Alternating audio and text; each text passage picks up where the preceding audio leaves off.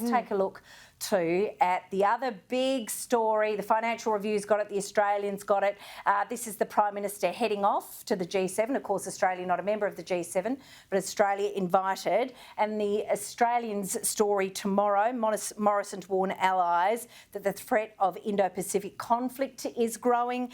Australia will push G7 leaders to back the restoration of a penalty system, Kristy, under the World Trade Organisation to curb China's economic coercion. Scott Morrison set to warn post-war allies that the threat of conflict in the Indo-Pacific region is growing. He's also strongly backed Joe Biden, pushing again for the origins of COVID-19, and more coming out about that. We'll get onto the Wall Street Journal shortly.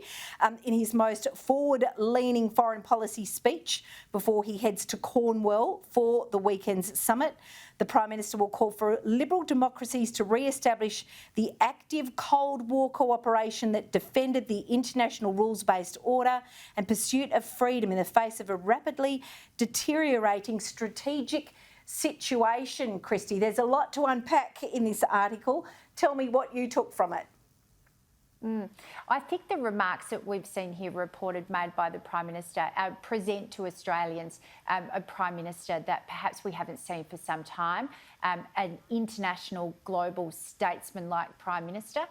There is some commentary around here in Parliament that the Prime Minister perhaps doesn't demonstrate to people that he has that capability, and I will suggest to people who give those remarks to read this speech and to look at the shift in the Prime Minister's narrative, particularly to align more closely with Joe Biden. Of course, the United States is Australia's largest source of foreign direct investment. It's our strongest ally in the region. There's a reason why Scott Morrison has been invited to the G7.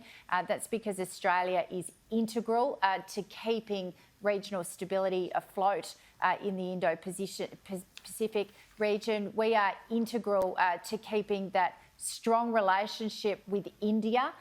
So India sits on the side of the allies and not with China.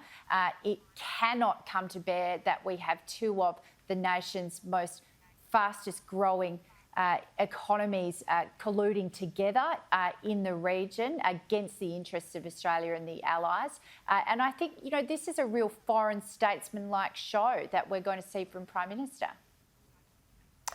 Also, the Canberra Times, Kristy, is covering this. We won't go into much more detail about it because there are plenty more front pages. But I just want to tell you that the Canberra Times is saying the COVID crisis underlines the urgent need to deepen and accelerate our shared endeavours. This is what the Prime Minister will be telling a meeting tomorrow in Perth. It was the PM's call, the Canberra Times says, in April 2020 for an independent investigation with weapons inspector-type powers into the origins of COVID-19 that kicked off a debilitating trade dispute with China.